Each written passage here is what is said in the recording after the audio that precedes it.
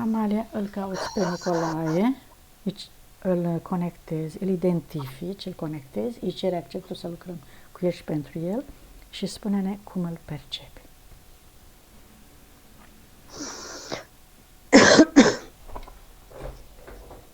L-am găsit la subsolul unei clădiri, e o chestie gen pivniță. Percep aici foarte multă lumină, de asta, cum îi spune, la felinare. Multe felinare, foarte multe felinare. Percep în fața lui, pe mijloc văd o masă cu 2 scaune. În fața lui percep foarte multe sertare, parcă ar fi așa niște tifoane și peste tifoanele astea percep niște bucăți maronii. Ciuperci aud, foarte multe ciuperci. La masă, în fața mea, cu spatele la mine pe scaun, stă el, e acoperit cu un fel de fular și cu niște ochelari din ăștia improvizați la ochi. Percep că dă printr-o răzătoare bucățile astea de ciuperci. După ce le dă prin răzătoare, percep că le pune ca într-un ăsta de usturoi și le pisează foarte mărunt. După care percep că le bagă, cum să spun, e o chestie cam ca o unghie din asta ascuțită, exact așa o ia, e o chestie din asta improvizată și toarnă ca într-un fel de seringi, nu e probete, seringi, mici, foarte mici. Bagă câteva seringi din astea în buzunare, la piept, pe interior. Buzunare din asta mai percep care și la mâneci, tot pe interior, pe la încheietura mâinii. Văd că se duce ca într-un fel de restaurant. În restaurantul ăsta percep ca și când ar fi ca niște burgeri, dar în loc de burger la mijloc percep bucăți groase de cartofi, de dovleac, de vânătă, de conopidă, par burgeri vegetarieni. Și percep că unele dintre ele, nu toate, la unele dintre e ca și când cunoaște care-i burgerul clientului ăstuia, care-i burgerul clientului ăstuia, îi presară așa un strop din praful ăla de ciuperci. Percep că e un fel de șefuleț aici. Se duce personal și duce burgerele astea însemnate, se duce personal și le pune la masă. Oamenii respectivi sunt înstăriți, aud. Astfel că după ce mănâncă burgerul, e ca și când mărește consumația, amplifică consumația clientului respectiv, aud. Astfel încât el se scoate și el se scoate. La un moment dat văd că se termină tura, dar el este singurul care rămâne acolo. Și câteodată percep că nu se oprește, adică în momentul în care dă senzația că clientul respectiv s-ar trezi din halucinogenul respectiv, e ca și când percep că îi oferă din partea casei o altă gustare, dar tot așa însemnată cu chestia asta de ciuperci. Astfel încât să-și vândă marfa cât mai mult. Doar oamenilor înstăriți. Care au bani să cumpere mai mult, da. Corect. Doar oamenilor înstăriți. Atât. Uite-te, Amalia, în ce perioadă sunteți acolo? 1672. Prin ce zonă? Sudul Angliei.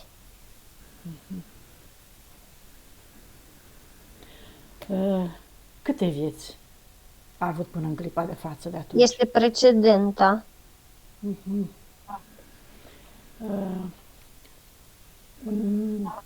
Mergi mai departe pe viață puțin, te rog, și spune-mi dacă, cum îl vezi pe el? Ce încărcătură emoțională are? Avaritate, lăcomie, dorință de acumulare avere, dorință de strângere, dorință de afirmare, dorință de a, cum să spun, când zic dorință de a, percep ca și când aș vedea un cufăr plin cu galben care se tot revarsă. Provine dintr-un mediu foarte sărac. extraordinar de sărac. Iar dorința lui de a acumula foarte multă bogăție e ceva de genul să demonstreze celor din vecinilor, nu familiei, să demonstreze vecinilor că a reușit. E ceva de genul, tot îl văd tot timpul, îmi arată ca și când, în momentul când era copil, era singurul care era foarte zdrențăros, foarte sărac îmbrăcat, nemâncat și toți copiii îl luau la șuturi.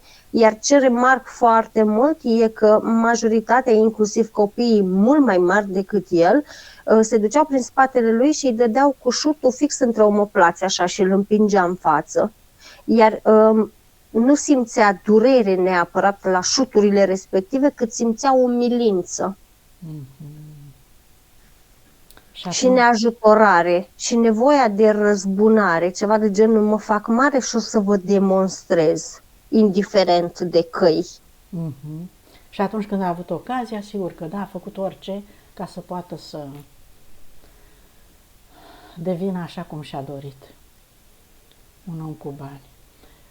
La finalul vieții, câtă energie a sufletului avea el acolo? 66. Acum vie în aici și acum și spune câtă energie a sufletului are aici. 51. La el este o interferență demonică, oricum mă așteptam să fie demonică. Este o interferență demonică, dar este conștientă în viața respectivă.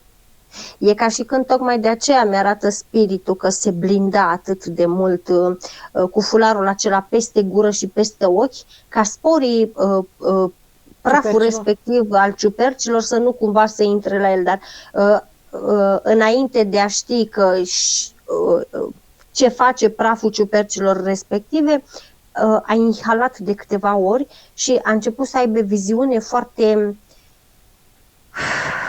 activă, adică el a văzut interferența cum ar veni, decât că după ce s-a trezit, lui s-a părut că și-a imaginat, că nu este reală, că totul este fictivă. În mintea lui.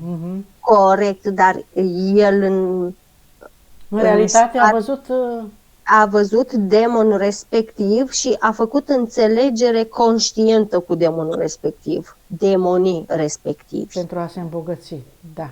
Corect. Știa că doar cu ajutorul lor. Da. Bun. De ce doar periodic face ce face în viața actuală? Pentru că lui de fapt nu i-a plăcut alcoolul, e ca și când există și o karmă. El în mod normal ar trebui să-și ducă în viața asta ceea ce a promis în viața respectivă, pentru că el dădea foarte multă energie a oamenilor, respectiv demonilor. Hrănea demonul cu energia oamenilor pe care o avea de la oamenii pe care îi dormea.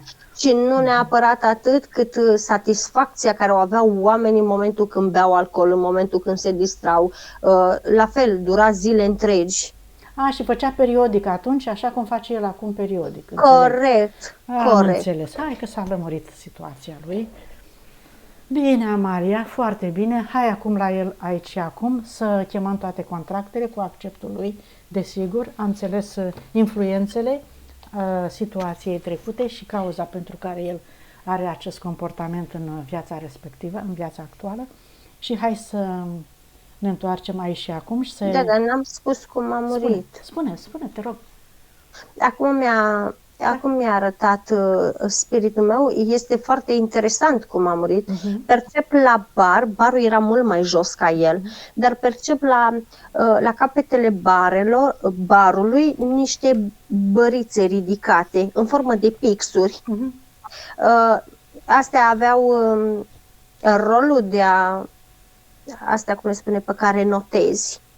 Era un fipt acolo. În momentul când se ducea un ospătar, trecea, își lua o notiță din aia, din suportul respectiv, da? Suportul respectiv și în momentul când o sticlă de ceva se sparge pe jos, de alcool, alunecă, pică cu urechea dreaptă, se înfige într-o chestie din aia și cu umărul stâng e ca și când barul pică peste el și se ridică peste el și îi pică pe umărul stâng și îl taie, îl crapă. Aici, la încheietură, pe față. De crapă totodată și osul în jos până la cot. Și n-a mai putut fi salvat, nu? Nu, a murit acolo pentru că în urechea dreaptă i-a ajuns până în creier. Ciobul. Nu era ciob, era o chestie de lemn, ca un pix. Aha. Niște chestii din astea așa ridicate în capătul barului. Bun. Bine, dacă nu mai vrea să-ți arate nimic, să ne întoarcem. Nu mi-arată nimic, dar la el în memorie celulară este foarte activă amintirea asta totală care am povestit-o. Adică e foarte deschis. Mi-a arătat-o ca un film aproape. Foarte bine că a înțeles să se deschidă și să prezinte suferința pe care o are și pe care n-a putut să o depășească. Pentru că, de fapt, asta este, Nicolae, influența pe care o ai tu în viața asta, faptul că a avut șocuri, iată, puternice vis-a-vis de ce ai făcut și vis-a-vis de cum ai murit și până nu îți cureți aceste emoții de atunci, sigur că viața ta avea să continue așa cum este acum. Bine, foarte bine că ți-a spus toate astea. Spune-ne acum, Maria, dacă spiritul e pe acolo, la 51, ia vezi. Energia sufletului, hai să vedem spiritul. Dar nu comunică. E ceva de genul, de fiecare dată când a venit să-l atingă, când a venit e ca și când parcă l-a bâzit o muscă. A dat cu mâna tot timpul. De fiecare dată când au trecut pale de vânt pe lângă el, la fel, e ca și când l-a speriat necunoscutul și a respins. Ideea de comunicare, ideea de apropiere, nu l-a deosebit, nu l-a recunoscut. Nu l-a identificat, da. Față de ceilalți paraziți. Și pe aceea în fizic îi respinge. Bine, nici n-a fost obișnuit să facă diferența între spirit și demonii respectivi. Câte vieți are pe pământ el?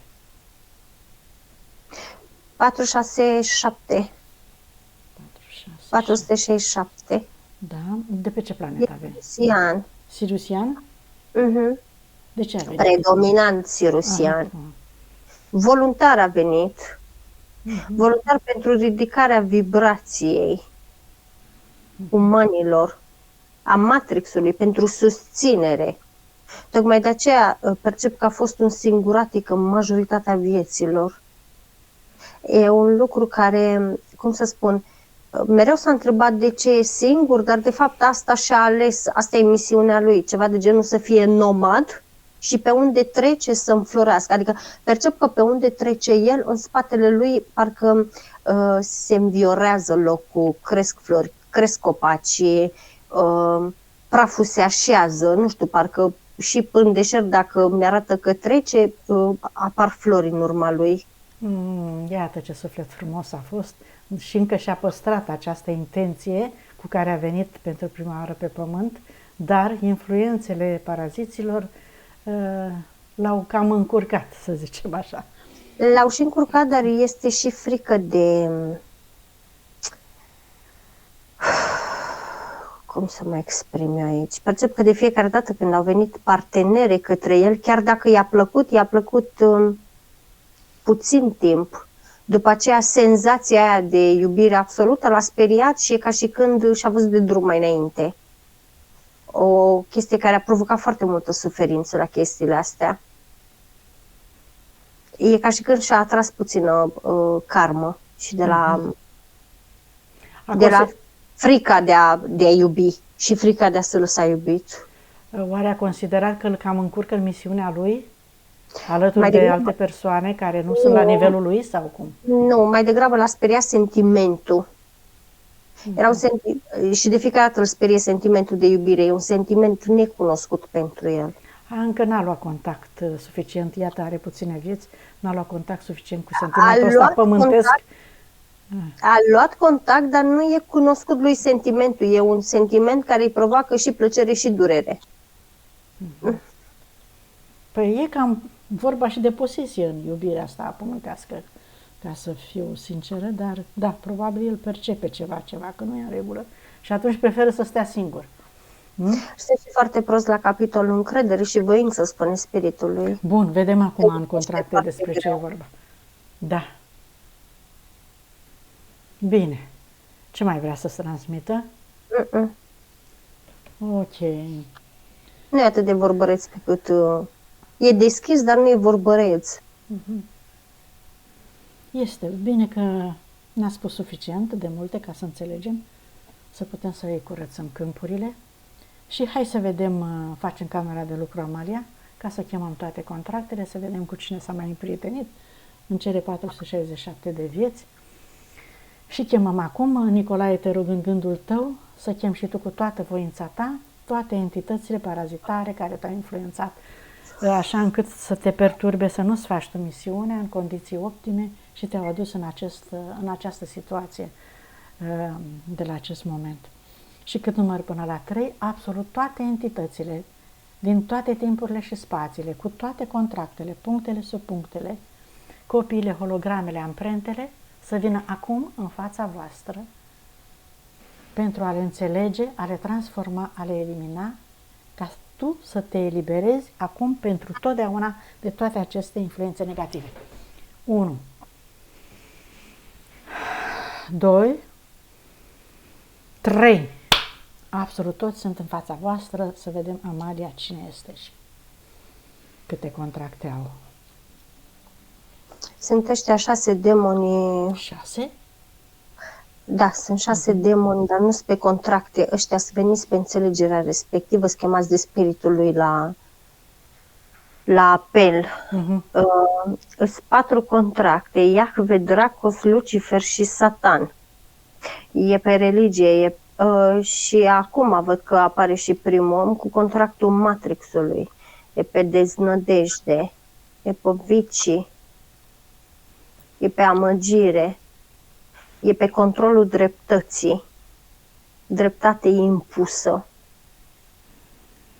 solitudine, indecizie, asprime, usturime, rușine, ură, remușcare, desfătare, asuprime,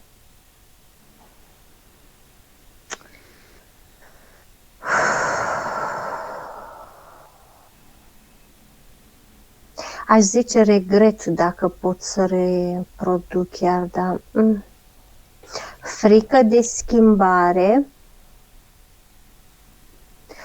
mutare, și când citesc în mutare îmi arată chestia asta nomadă, ca și când acum stă aici și mâine se duce dincolo, parcă nu-și găsește locul.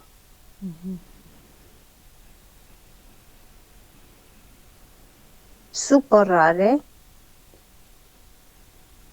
sufocare, avaritate, orgoliu,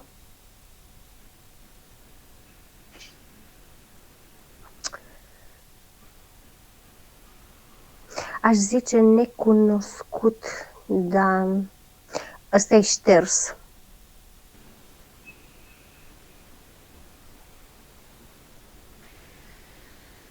Gata. Ăsta la conștientizat înseamnă. Iată câte perturbări ai avut în comportamentul tău ca să nu poți să-ți îndeplinești misiunea și să fii liniștit, liber, să lași lumină. Prin toate a trecut, zici? Da, toate zbifate. Au cât o bifă, unele au și începutul la a doua bifă. Deci urma să repete toate astea Le repeta, da. de obicei, la infinit, în multe vieți, până când își pierdea toată energia. Experiențele din realitatea lui, da. Da, urma să după fie astea se manifesta. Da, experiențele aiurite. Da. Bun. Îți imaginezi, Nicolae, un foc purificator de frecvență corespunzătoare pentru a arde toate aceste contracte, pentru că tu acum te-ai hotărât să devii liber, să-ți recunoști puterea creației, libertatea, și odată cu arderea contractului îți reiei toată această energie cu toate valorile tale care se afla la ei și prin care ei se foloseau și te conduceau, te dirigeau și de aceea tu nu puteai să-ți rezolvi intențiile pe care ți le propuneai. Cât numai până la 3 facem un foc purificator de frecvență corespunzătoare în care tu cu intenție arunci toate aceste contracte acum pentru totdeauna în focul purificator să se destructureze, să se transforme în energie pură care să se întoarcă la tine. 1, 2, 3. Acum pentru totdeauna. Tu ești propriul tău creator, tu ești șeful tău, tu decizi ce se întâmplă în corpul tău, să nu-ți fie teamă că nimeni și nimic nu te poate forța și obliga decât cu acceptul tău să deviezi de la planul tău. Acum, în prezența Amaliei, în lumină și alături de sufletul și spiritul tău, ești creator 100%. Da? A rămas cineva? Demonii respectiv și spiritului care revocă orice înțelegere care a făcut-o cu ei. Bravo.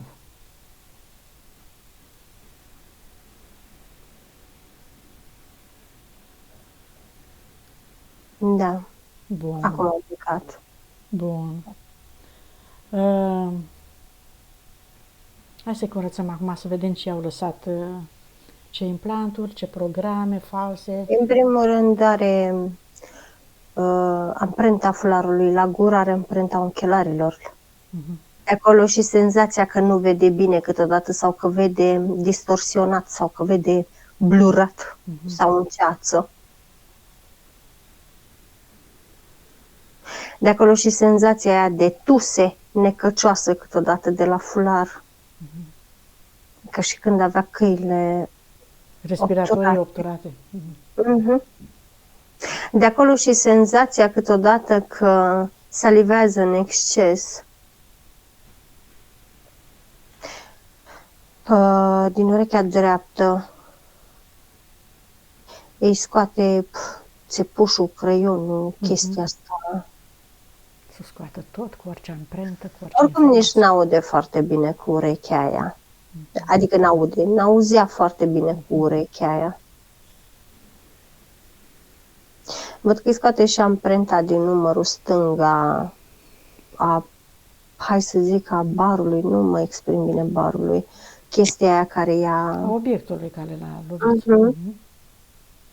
O să ăsta oricum trebuie refăcut aici, la sfârșit, dar percep, cum să spun, la fiecare încheietură de-a lui, percep foarte multă energie, cum să spun, ruginie, ca și când parcă nu-și folosește încheieturile suficient, parcă el își duce mâinile doar în față.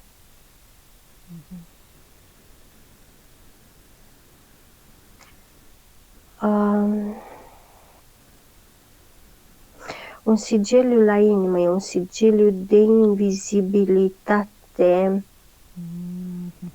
corelat cu singurătate. Păi da. De asta nu-și găsește parteneră, da?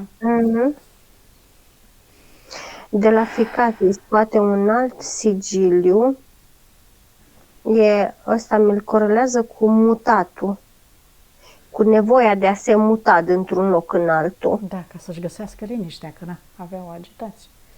Era logic. Asta câteodată îi creează oboseală, sigilul ăsta de la ficat. Îi creează senzația de prea plin.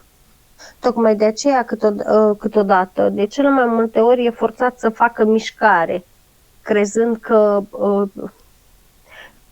zic bine, dacă zic că se așează mâncarea, cam așa îmi dă senzația. îi scoate niște paraziți astrali din stomac, din intestin și din splină. Asta înseamnă că îl obosește greutatea vieții. Are o chestie cu viața, cu viitorul, cu tot ce ține de planuri. Și oricum îl percep că nu-și face planuri pe termen foarte lung.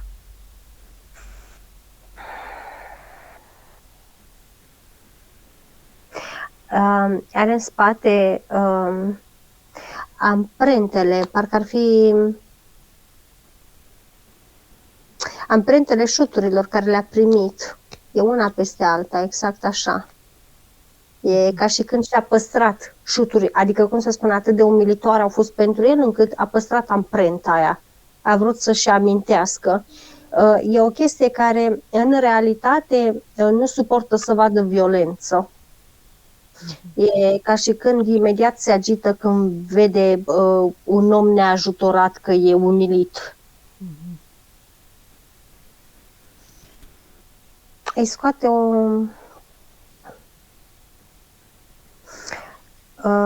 tot de la mâna stângă îi scoate o brățară.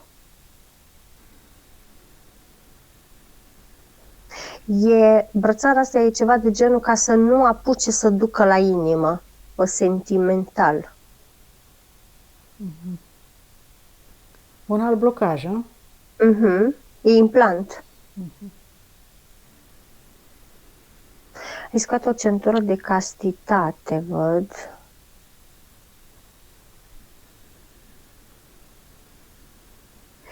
Ăsta, cum îi spune, chakra rădăcină e puțin blocată. Chakra plexului solar nu funcționează în totalitate. La capacitate ok pentru el. De acolo și asta cu voința și cu puterea. Nu poate să și le activeze foarte mult, oricât ar fi încercat.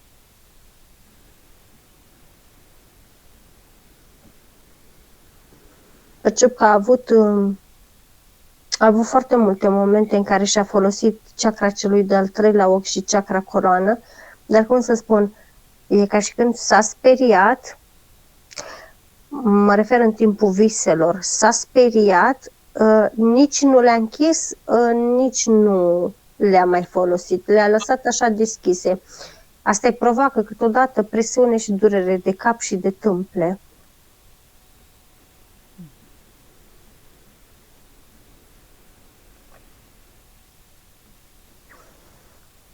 Genunchii. Are genunchii foarte rigizi. Iar piciorul stâng de la genunchi în jos, inclusiv cu călcâi, cum să spun, parcă simt așa, numai brobonele, dar nu sunt brobonele. Parcă ar avea așa niște gâlme ca niște măsline sub piele. Călcâiul ăsta cu siguranță, sau talpa asta a piciorului stâng, cu siguranță îl doare câteodată. Da. A fost cândva afectat și de acolo și lipsa puterii de a avansa, de a înainta, da? Da. De a face progrese, ca să zic, da? Niște energie grosieră îi scoate din ambii rinichi. Bila, percep că îi funcționează destul de greu. E ceva de genul, opune foarte multă rezistență vieții.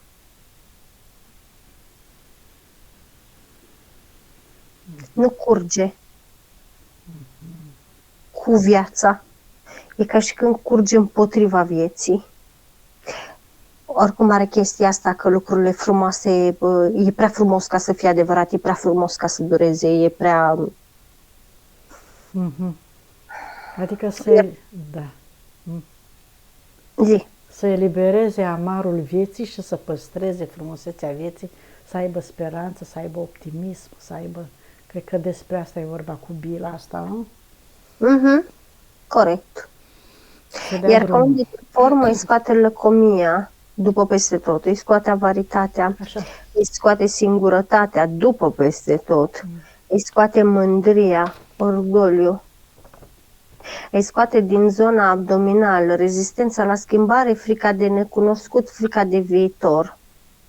Îi scoate din picioare rigiditatea, impulsivitatea, nevoia de a continua în exces.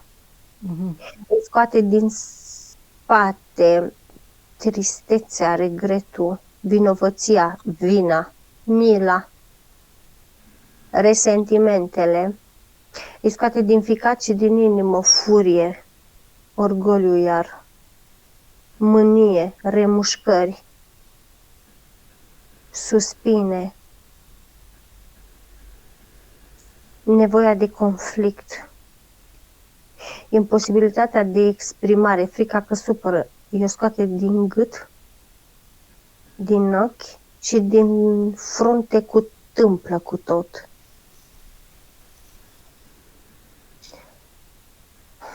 Atașamentul de trecut, da, de emoțiile trecute, să nu se mai întoarcă niciodată la obiceiul pe care îl are, da? Da, eu scoate din plexus solar pe asta. Neputința, oboseala, grijile, problemele, îi le scoate din cap, din gât, din umeri și din mâini. Și îmi trage paravan. E Tendință deja... de depresie? Nu o Bun. scoate. Și spune că la el depresie nu e, la el toate chestiile astea, toate undele astea de formă cumulate îi creează depresia. Bun, le-au scos pe astea, deci nu mai e nevoie de altceva. Deocamdată, cel puțin, atâta poate să perceapă, să elimine. Este Asta foarte poate bine fizicul lui să ducă, să spune ducă. lui. Este suficient pentru început, e super bine. Așa. Bun, s-a curățat tot. Să-i curățăm și linia de potențial de suferință. Da, pe singurătate și pe schimbări. Multe are, foarte multe. Acum, Nicolae, este momentul să spui tu intenția, tot ceea ce îți dorești să realizezi, tot ce n-ai putut să realizezi până acum, să-ți propui ca intenție. Așa cum vorbești tu cu tine câteodată. Vreau să fac una, alta, adică vreau să fiu sănătos permanent, vreau să fiu liber, vreau să-mi folosesc toate capacitățile mele de acum încolo și să rezolv tot ceea ce am nevoie, să-mi fac o familie, să am un job plăcut, să am bani, pe o cale cinstită și dreaptă, conform ordinii perfecte a conștiinței universale și a sursei, să păstrezi echilibrul universului. Și tot ce-ți mai dorești tu în particular, așa, oricât ar fi de mic și neînsemnat, dacă ție îți face plăcere și dorești să realizezi, poți să-ți propui acum, să spui intenția, să pui pe această linie de potențial de acum încolo, pentru că tu ești creator și în locul tău nimeni nu poate decide decât tu. Te poți ajuta din afara ta, dar tu decizi ce să se întâmple în viața ta. Ce și-a pus Amalia? Și-a creat ceva deja sau nu? Veselie multă văd că își creează acolo. Pare foarte... Da, pentru că el trebuie să lumineze pe unde trece. Și atunci e nevoie de veselie, da? Misiunea lui asta este. Da? Și o parteneră percep că își pune, dar momentan tipa e cu spatele. Bun, când va fi pregătit, când va fi momentul cel mai potrivit pentru tine, spui acum în gând, Nicolae, să găsesc partenera cea mai compatibilă cu mine pentru binele meu suprem și al ei.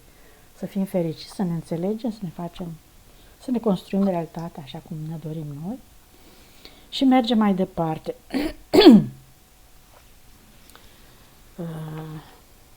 Deconectare de la egregoare. Conștiințe colective și entități și câmpurile lor, iată că a avut. Și astrale inferioare, da. Așa. Și acum să chemăm toate persoanele, Nicolae, pe care le-ai cunoscut în această viață și care trăiesc, să cureți toate cordoanele cu ei pentru a avea relații perfecte de acum încolo. Tot și spui acum în gând, Nicolae, tot ce am creat greșit, cu gândul, cu vorba și cu fapta, la adresa tuturor persoanelor pe care le-am cunoscut încă de când m-am născut în această viață și până în clipa de față, le curăț cu lumină, cu iubire, îi iert, îi accept și eliberez. Mă iert, mă accept, mă eliberez. Acum, pentru totdeauna. Am încredere în sufletul și spiritul lor să-și cheme, să fie conștienți și ei de asta, transmiți informația asta și lor, că au nevoie foarte mulți de această informație și n-au de unde să o ia. Când sunt pregătiți, ei vor primi această informație, să-și caute sufletul și spiritul, cu toate valorile se află în interiorul lor și libertatea să-și o dobândească doar astfel. Altfel, tot ce a fost karmic percep că s-a rezolvat, e ca și când, deci tot ce a fost la el karmic, cu alte femei, cu bărbați, s-a rezolvat, au dispărut din viața lui tot ce e ca și familie, e de susținere și în continuare e lângă el. Iar mama percep că e cum să spun, e o completare top pentru el. De susținere, da? Foarte bine. Facem la fel și cu transgeneraționalul, cu toți cei pe unde membrii din familiile tale, din viețile trecute, Nicolae, pe unde ai trecut și i-ai rănit, i-ai pus în suferință, i-ai supărat, orice acum ierți, anulezi, destructurezi cu lumina ta, cu voința ta, cu înțelegerea ta de acum, poți face cu ușurință, ștergi tot ce ai creat greșit cu gândul, cu vorba și cu fapta, pe unde ai trecut, spații, persoane, locuri, timpuri, și îi ierți, îi accepti și te deconectezi de toți și de toate. Dacă e ceva, vreo informație specială, demnă de înțeles, Amalia? Câteva sinucideri pe transgeneraționalul lui. Am perceput oameni care consumau alcool pe transgeneraționalul lui și câțiva pusnici. Bun. Transmiteți-le și lor informația, să-și caute în sufletul lor, oriunde ar fi, în nucleul sufletului lor, să-și caute toate capacitățile, toate valorile, să-și strige spiritul, să se alăture pentru a deveni liberi și puternici în experiențele lor, oriunde s-ar afla. Și noi mergem mai departe. Facem un exercițiu, Nicolae, conexiunea cu energia pură a Pământului, ca tu să te simți mai puternic, mai echilibrat, mai conștient de tine. Îți imaginezi acum, din centrul tălpilor tale, două fascicule de energie luminoase, care cresc, se adâncesc în centrul Pământului și te conectezi acum, Nicolae, cu energia pură a Pământului, cu puterea lui, cu echilibrul lui.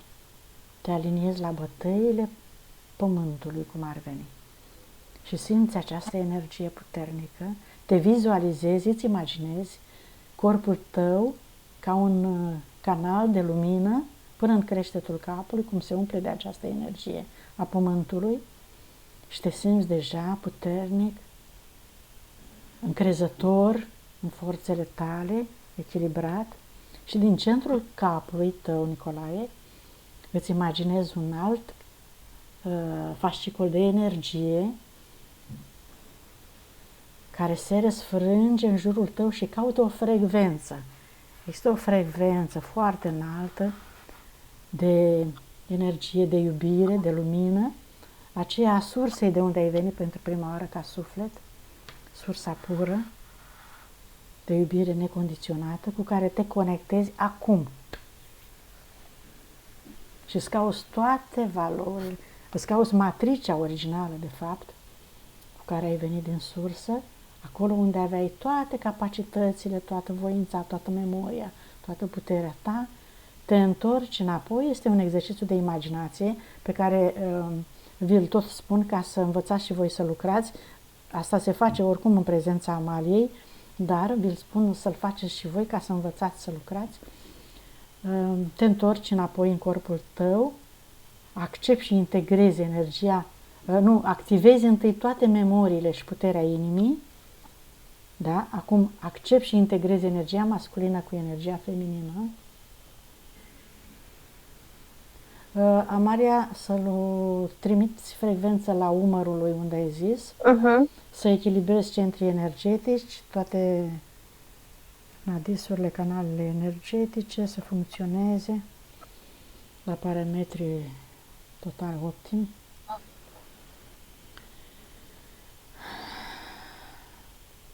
Și să integreze cele trei părți, suflet, spirit, minte.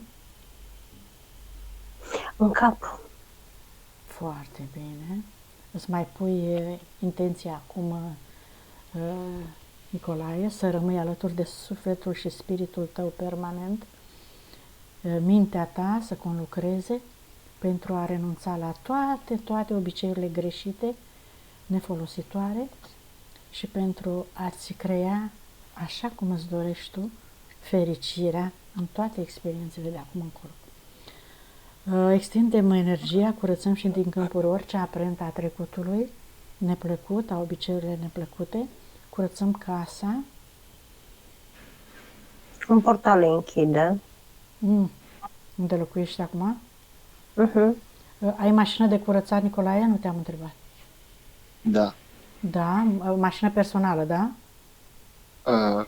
Nu. Am crezut că mă întrebați de mașină de spălat. Mașină personală. Nu, mașină de obiectele din casă se curăță oricum automat. Mașină, dacă conduci mașină, dacă ai mașină autovehicul. Așa? Sau mai ai vreun spațiu, o casă, o curte pe undeva? Nu. Nu. Bun. Mai vezi ceva, Maria, de curățat? La muncă i-am mai curățat ca niște aleiuțe pe unde trece el. Așa. Bine. Curățăm toate obiectele din casă, pereții, spațiul lui, oriunde. Să vedem dacă îi este benefică plecarea lui de acolo de unde se află și locul de muncă și țara în care trăiește. Cât este compatibilitatea? 50-50, deci există, da. E o alegere. Decizia se află la el, după ce se va stabiliza de acum. Cât la robinetul abundenței, hai să vedem cum stă. Acum începe să se dilate.